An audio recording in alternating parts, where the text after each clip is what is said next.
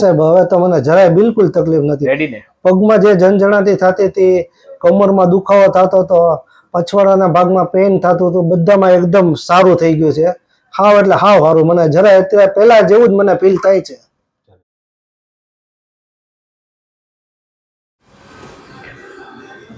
નમસ્તે મિત્રો, આપણી સાથે અત્યારે અશ્વિનભાઈ છે, જેમને ખૂબ તકલીફ હતી. તેઓ ચાલી નહોતા શકતા, બેસી પણ નહોતા શકતા, બરોબર ને? હા સાહેબ. અને એને કેટલી સેટિંગમાં સારું થયું એ તમારે જાણવું હોય તો આખો વિડીયો તમે ધ્યાનથી સાંભળજો અને જોજો. તો પ્રભુજી, આપ ક્યાંથી આવો છો ને શું તકલીફ હતી તમને? સાહેબ મારે મણકાની તકલીફ હતી. મણકાની 4 ગાદી ખસી ગઈ હતી અને તેના હિસાબે હું સાહેબ ચાલી નહોતો શકતો.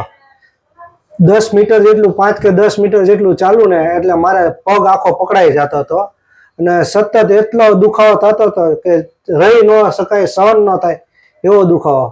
પણ જ્યારથી સાહેબ તમારી વિઝિટ કરી છે ત્યારથી અત્યાર સુધીમાં મેં લગભગ 8 થી 10 સિટિંગ કરાવ્યા છે અને મને અત્યારે એકદમ પરફેક્ટ સારું છે. હું અત્યારે નોન સ્ટોપ ચાલી શકું છું અને ઘરનું વર્કિંગ કરી શકું છું અને મને સતત અત્યારે એકદમ રિલીફ છે અને સાવ સારું છે, તદ્દન સારું છે.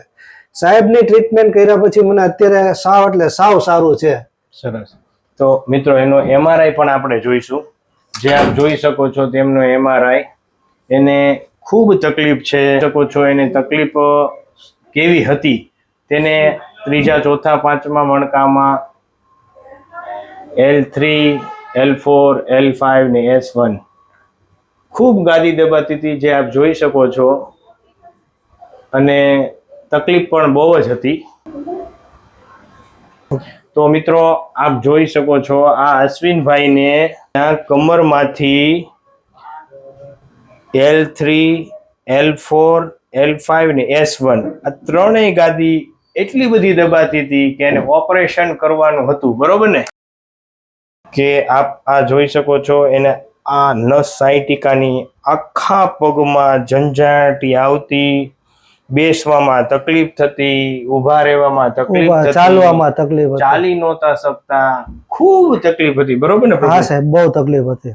કેટલા સમયથી હતી સાહેબ? મને આમ તો 6 મહિનાથી થોડું થોડું પગમાં દુખતું હતું, પણ મારે કોઈ પણ કારણસર હું કોઈ દવા નહોતી લીધી કે કોઈ ડોક્ટરને નહોતું બતાવ્યું. પણ અચાનક જ એક દી બહુ જ દુખવા આવી ગયું ને હું ચાલતા ચાલતા કામ કરતો જ બંધ થઈ ગયો અને મારે ઓચિંતામાં બેસી જ જવું પડ્યું સાહેબ. મારો ધંધો બંધો બધું મૂકીને મારે ઘરે જ બેસી જવું પડ્યું.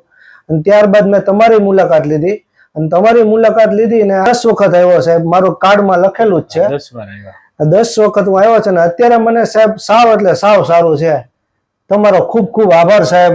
અને આવી સેવા મને તો આપી, પણ બીજા દર્દીઓને રાહત થાય એવી ભગવાન પાસે પ્રાર્થના કરું છું. આટલી હદે મારી પરિસ્થિતિ ખરાબ હતી પણ છતાંય સાહેબે મને એકદમ રિલીફ અને સારું કરી દીધું છે. સાહેબનો ખૂબ ખૂબ આભાર. વગર ઓપરેશન, દવા વગર. અને જાણવાનું એ હતું કે તમને ફૂલ સિવિયર કન્ડિશન હતી, ખૂબ દુખાવો ખૂબ જ હતો. હાજી સાહેબ. તો તમારું શું માનવું છે આવી આ જે થેરાપી છે, દવા, ઇન્જેક્શન, ઓપરેશન વગર, તો ઘણીવાર 1-2 વારમાં મટી જાય ખરું? જી નહીં સાહેબ, આ વસ્તુ તમારે કન્ટિન્યુ સાહેબનો અભિપ્રાય લઈ અને જ્યાં સુધી સાહેબ ન કે ત્યાં સુધી તમારે કન્ટિન્યુ ઓછામાં ઓછું 2 મહિના 3 મહિના કન્ટિન્યુ દર અઠવાડિયે કે દર 10 દિવસે સાહેબ કે ત્યાં સુધી તમારે કન્ટિન્યુ ચાલુ રાખવી પડે અને તો જ રિઝલ્ટ મળે આનું.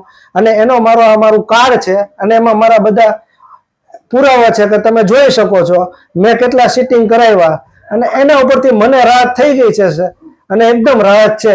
એટલે ઓછામાં ઓછું તમારે ટ્રીટમેન્ટ સાહેબ કે ત્યાં સુધી કરાવવી જ પડે. મને જરાય બિલકુલ તકલીફ નથી. પગમાં જે ઝંઝણાતી થતી હતી, કમરમાં દુખાવો થતો હતો, પછવાડાના ભાગમાં પેઇન થતું હતું, બધામાં એકદમ સારું થઈ ગયું છે. હાવ એટલે હાવ સારું. મને જરાય અત્યારે પહેલા જેવું જ મને ફીલ થાય છે. Thank you. ખૂબ ખૂબ આભાર પ્રભુ. આભાર સાહેબ, તમારો ખૂબ ખૂબ આભાર. બાપા છોડો.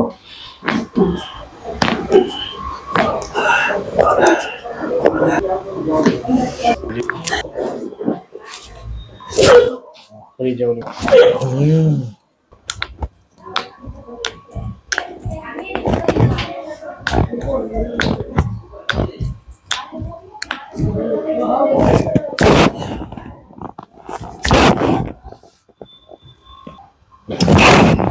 આવ્યો પ્રભુ. હા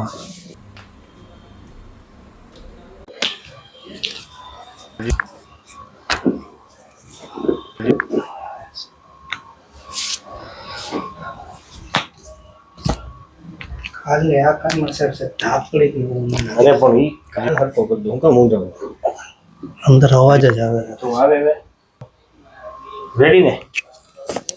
ઓકે પ્રભુ. આભાર ખૂબ ખૂબ ભગવાન તમને આવી ને આવી રીતે સાજા રાખે. સાહેબ તમે ભગવાનની દયાથી હરેક દર્દીઓને આવી રીતે તમારી સાજા સહાય કરાવો. મળે અને બધાને સારું થઈ જાય એવી મારી પ્રાર્થના સાહેબ ભગવાન પાસે. આભાર. ઓકે સાહેબ.